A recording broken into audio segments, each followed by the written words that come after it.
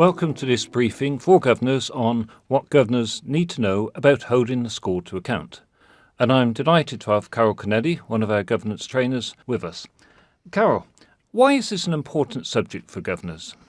The role of governors has changed just subtly but importantly.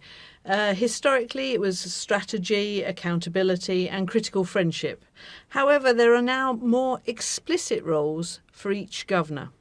There's ensuring the clarity of vision, ethos and strategic direction. That's the strategy bit. Then there's holding the head teacher to account for the educational performance of the school and its pupils and the performance management of staff. And then importantly, overseeing the financial performance of the school and making sure its money is well spent.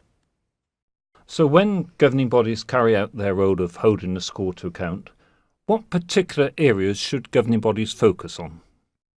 In order to know their school, governors must be absolutely clear about the school's strengths, its priorities for development, and are these clearly identified in any plans, the school development plan, the Ofsted action plan, for example.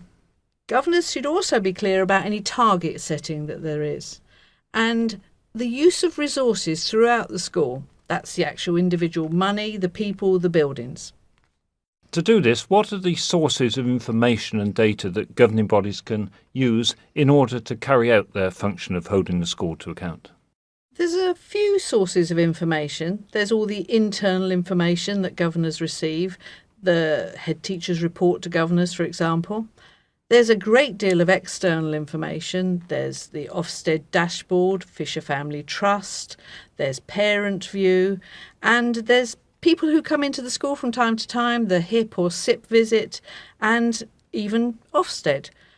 And in addition, governors may choose to commission reports, actually survey parents, staff, pupils. Quite a lot of information.